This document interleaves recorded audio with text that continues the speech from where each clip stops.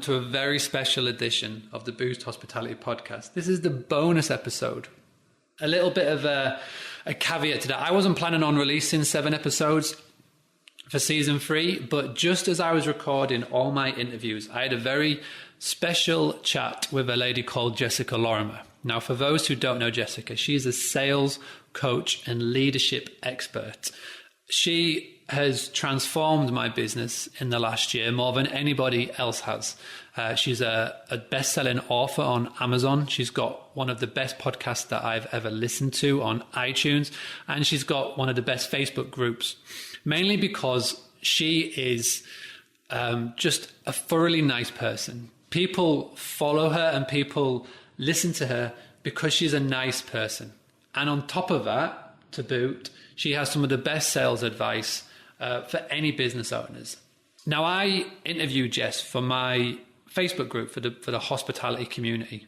And as we were doing the interview, I realized that more people needed to hear this because the tips and advice that Jess gives for hospitality owners is phenomenal.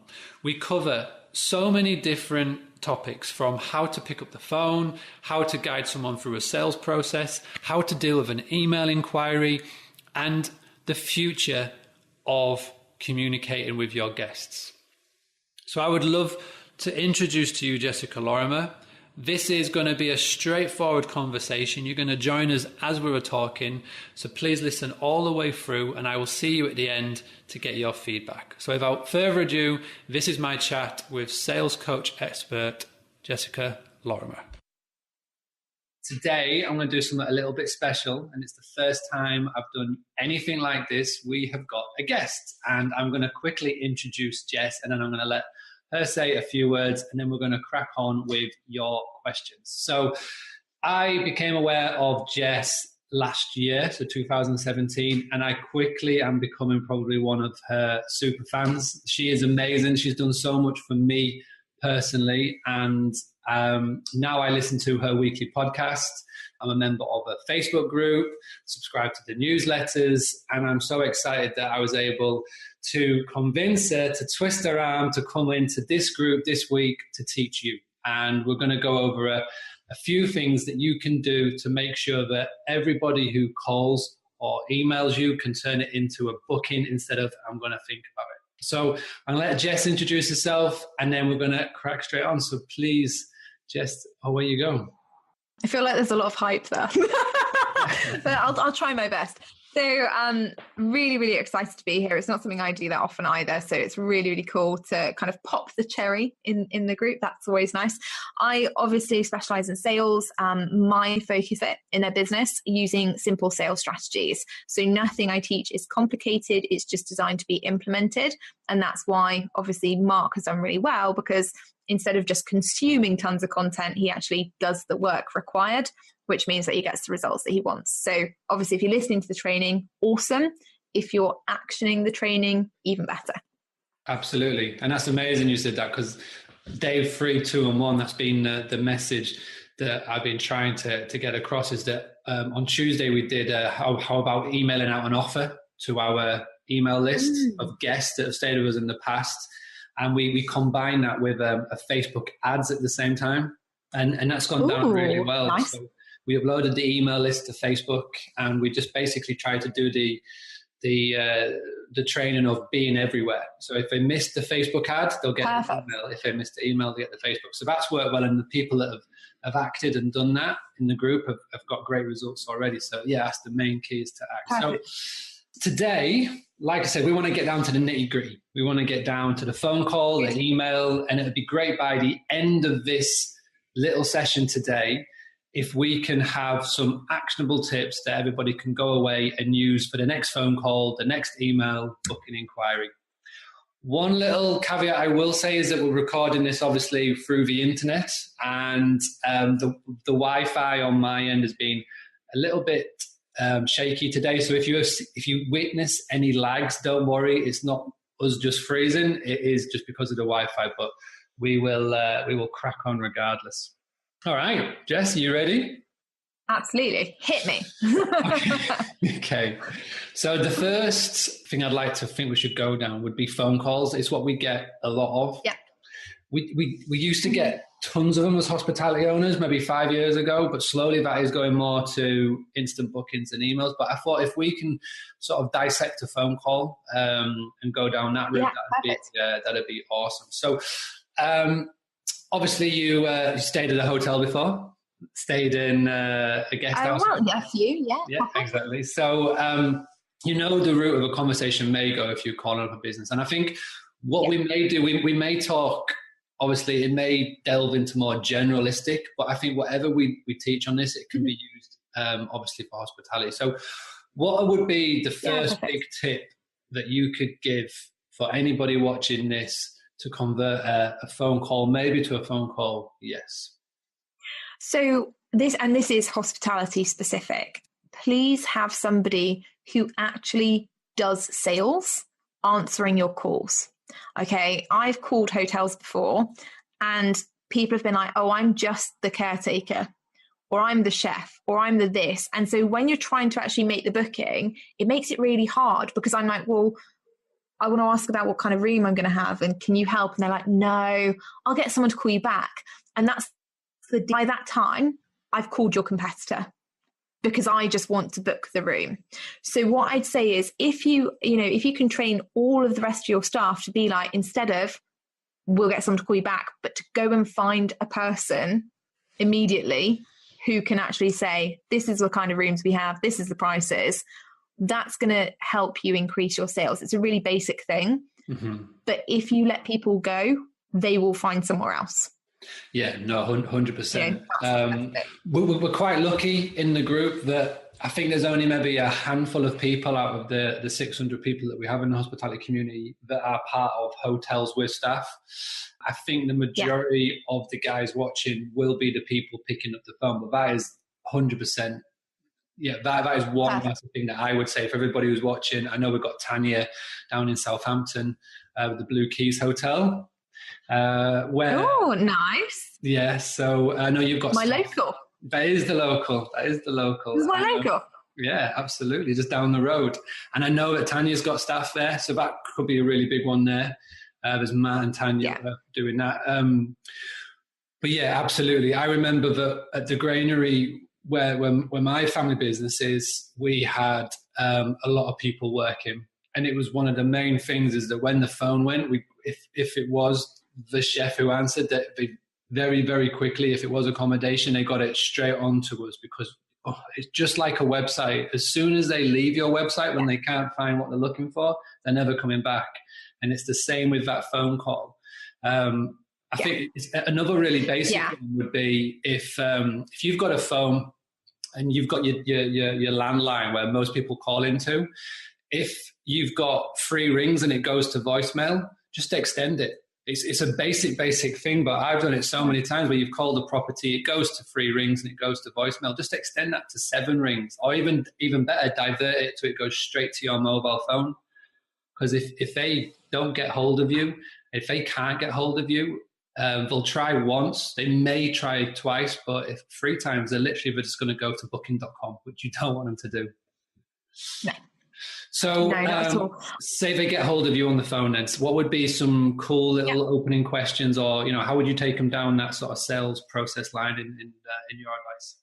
So there are a couple of things that you want to be doing, and really you want to be putting the customer at ease initially and letting them know how you deal with these calls, because ultimately when the customer is in control, it puts us on the back foot as salespeople, and it can be really hard to work out what they want, because the customer will think, they'll blurt like a ton of information at you and go, I want this.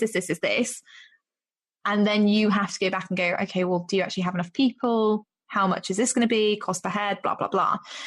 So what you want to do when you have somebody call in is immediately say to them, right, I'm just going to grab my pen. Can I put you on hold for a second?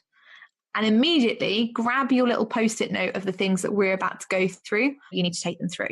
And then pick them back off hold and go, right, just let you know, I'm going to ask a few questions about what it is that you need so that we can, get you booked in as easily and quickly as possible.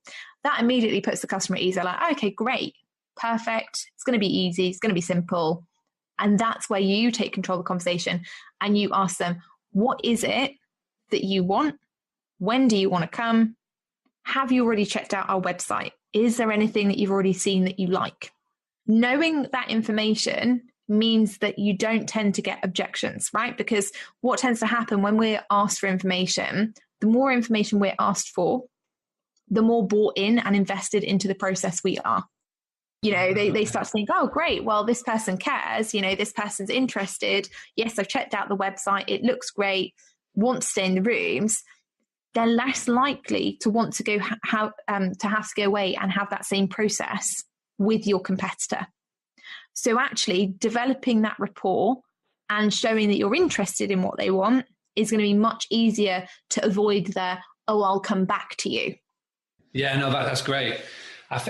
Keeping it simple. And again, it's like anything. You've got to adopt the KISS theory. So if you keep it simple and you put the person at ease straight away and just do a little bit of just like, again, set the tone, show the caller that you're in charge. So I'm just going to pop you on hold. I'm going to get a quick note so I can make notes as you go in. And then you can literally, when they are asking you all the questions, you're not frantically looking for a pen. You're not frantically opening up your booking calendar or diary. Yeah. You can just put them to ease straight away. So that's 2 tips. Yeah. So we're going to keep in the line of 3 tips for the phone call.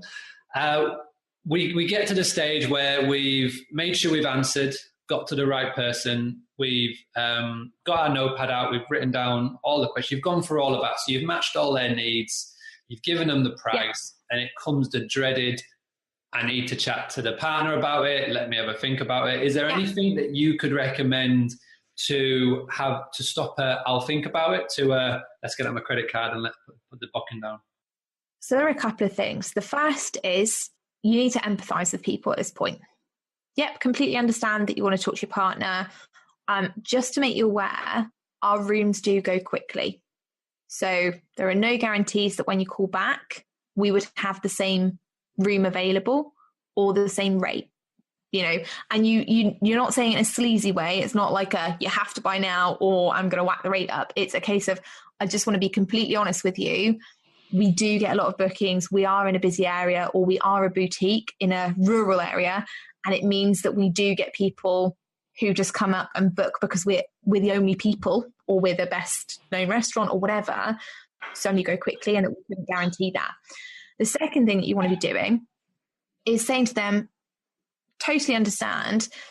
Can I ask, is this really about talking to your partner, or is there something that we haven't reassured you on today? Or are there any other questions that you have to ask that would help you make the decision? That way you open up the conversation with the customer. 98% of the time, it's not about the money. They don't care about the money. Ultimately, if you're going to a wedding and you have to stay next to the venue because you're a bridesmaid, it's really not about the cash. It's about, do they like you? Do they think the rooms are nice? Is the food going to be okay? Is there ample parking? It's that kind of stuff.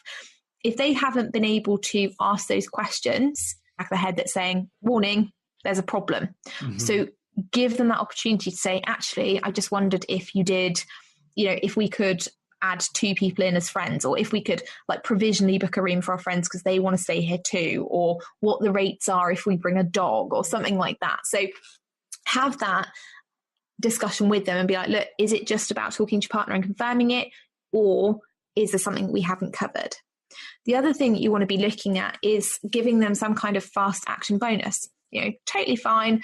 Just to let you know, if you want to, before they go, I think, or I need to go away and think about it, you can always say, if you want to book that now, we can give you a free glass of wine at dinner, or we'll give you I'm a real sucker for free things. Most people are in hotels, because otherwise, let's face it, everyone just steals your toiletries. So, you may, if you're going to do something, you may as well give it to them in the first place. Fast action bonuses can work really well in the hospitality industry. So for example, we're going to a wedding in August. My mother-in-law booked the hotel last year, and she phoned around a whole bunch of different places. And one of them said to her, if you book with us now, we will make sure that we have spaces on the drive for your car and both of your sons' cars. so that we all know that when we're driving up there late at night, Yeah. we're definitely going to get a parking space and it's going to be right by the door. So we're not doing a 9-hour drive and then lugging all us. That sold the deal for her. So if you can do anything, champagne at breakfast, parking right next to the door, something for the dog, cot for the kids, whatever, you will find that people go, yeah, that sounds great, because they think they're getting a deal. Mm-hmm. Ultimately, it's not going to cost, it's not going to give you any more hassle, but it will close it right then and there. No, 100%. And have it up your sleeve. Don't just go blurting it out straight away. Don't just go, okay, would you like to book? And by the way, I can give you all this. It's like, it's one of those. We can give you this too. Yeah. No, that's absolutely key. Yeah. And also think about, if they are, if they're kind of like, no, it is just like my partner's paying for it, so I have to go and get a problem. If he can get back to us within the next hour, we'll honor that fast action bonus for you.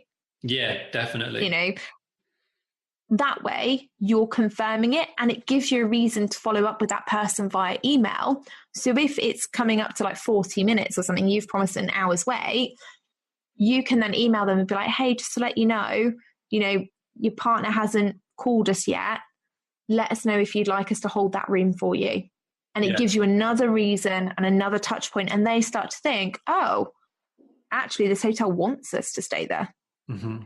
No, you're absolutely right. Yeah, if you can get that information on the phone, or even if it's just a text, if you get their mobile number and it's just like, I'll give you a text in 40 minutes if we haven't heard back from you. And again, you're right. It's the reason why, and I say this all the time, the reason why people come and stay in independent guest houses and independently owned hotels instead of the faceless organizations like the Hiltons and the Marriotts and the travel lodges is because of the personal touch. They want to have the experience, which is why Airbnb is growing massively, is because people want something a little bit different.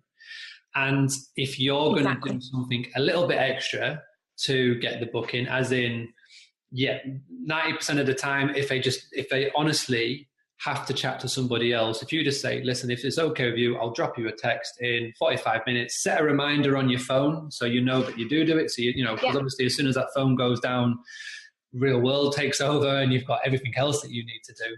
But if you can just do that, then that could be the difference between, say, a £400 booking or a £200 commission that's going to have to go to booking.com, but because that's where they will go if you don't act, they will go to the big OTAs and you will have directly to get commission. Yeah.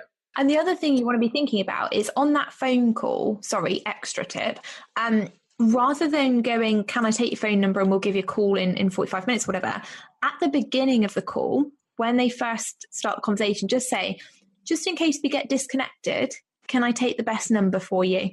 Yeah, that's a good one. That way, you've already got the number. So at the end of the call, you go, okay, cool. If your partner hasn't got in touch in 45 minutes, I'll drop you a message.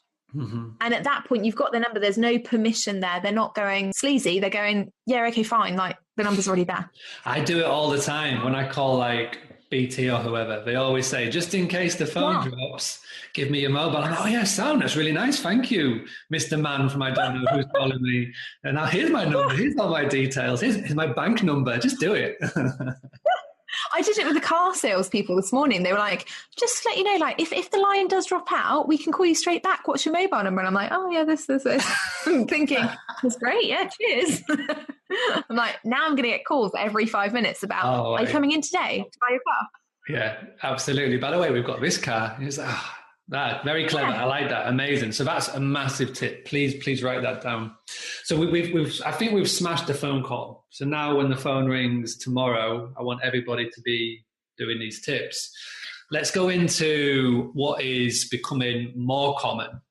And this is email requests. And then after that, we'll quickly touch Facebook. But Facebook and email is a little bit different because Facebook's more instant. An email request comes in and it's, for example, somebody emails saying, I'm looking for July this weekend. Do you have availability? There's not much context behind it. Yeah. It's literally is, hi, my name is Katie. I'm looking to stay with you for a wedding on the 23rd of July for 3 nights. Do you have availability? How would you bridge that response, seeing that it's an email and it's not a Facebook or a phone call? Do you know what I do is on your website, on the form that they have to fill out, the contact form, get them to put their phone number in. So that actually, instead of, just seeing my name's Katie, I'm looking for these dates, you can give them a call and be like, hi, Katie, just got your email. Because again, we're looking for the personal touch from independents, right? That's why we're going there. Yes, we want the availability, but also we want to know, that the person's nice, that the guest house is going to be nice. Giving them a call and just leaving them a voicemail, if they're not on the other end, and saying, hi, it's so-and-so from XYZ B&B, just received your email. I'm going to come back to you with availability, but I'd also love to know about other guests and things like that. If you'd like to give me a call back, here's my number and we can chat about it. If you do get them on the quote, I'm Mark, just taking the opportunity to introduce myself, got your email. Usually we take a couple of more details. Is it okay if I just run through those with you? We can get you booked in. I like really that. Chatty, really casual. It's funny. And I don't know if this is a generational thing or just maybe it's a British thing, but I feel that we're very scared to get on the phone.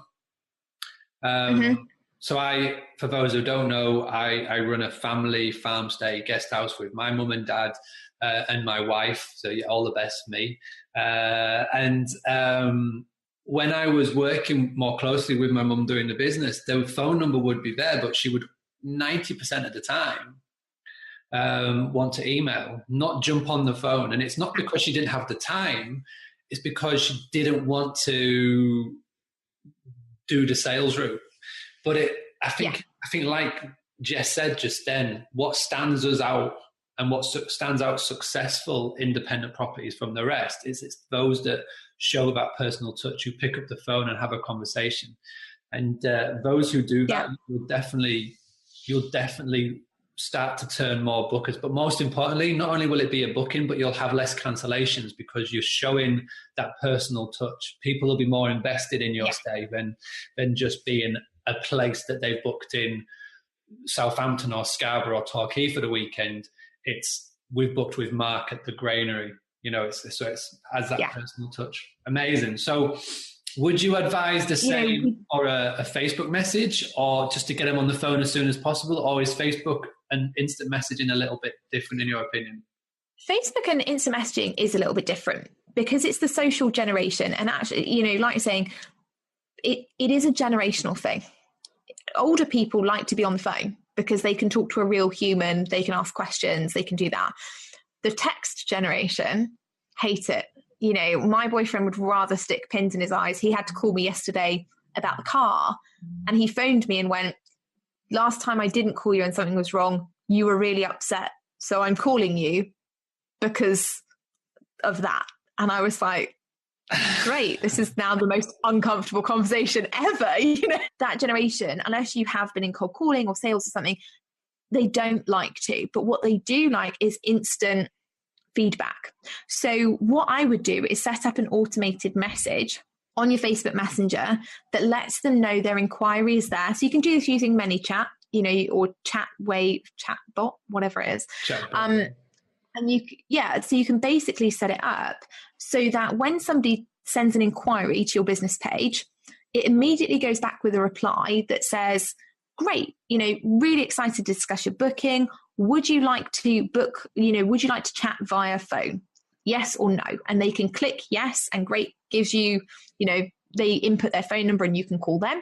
Or they click no and you go, it's here to save you time. Let's look at availability. And you go through a little automated sequence until somebody can step in live. Because sometimes we're away from phones. I don't even have Facebook Messenger on my phone anymore. But having that chatbot there that just says, hey, your message has been received. Someone's going to call you back within an hour. Please leave your number.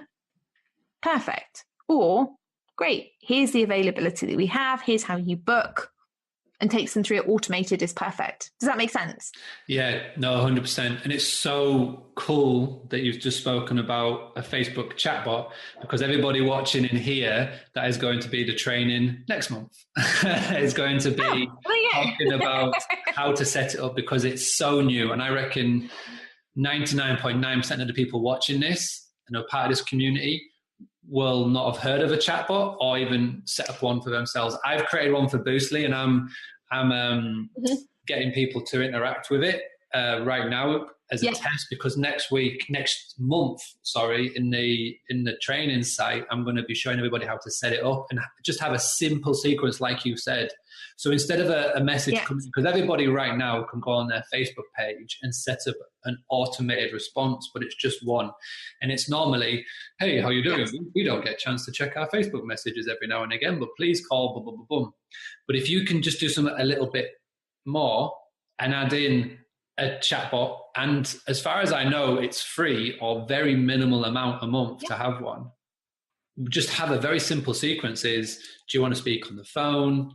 Do you want to book? Because then you can send them straight to your booking page. And then if you're really switched on and you've got a FAQ page on your website, then if they just say, have you got a question, just direct them to there, or just get someone to jump on a phone, and you're ticking off all boxes. And that is so easy to set up. And if anybody's watching this who wants to get that, then that's going to be the training in the Boostly training site next month.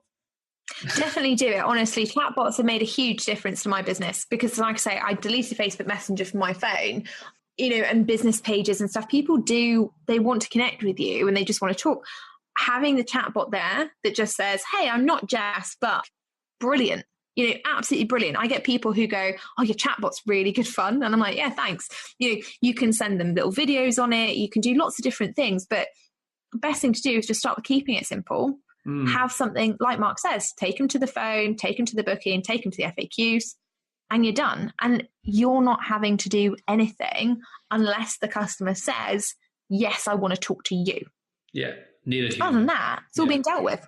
And the main thing is, and you're going to get this a lot, everybody watching, and I've had it today. I had an email and a phone call from a company offering to set this service up for me for a ridiculously huge amount for the granary, because they just did a cold email came through.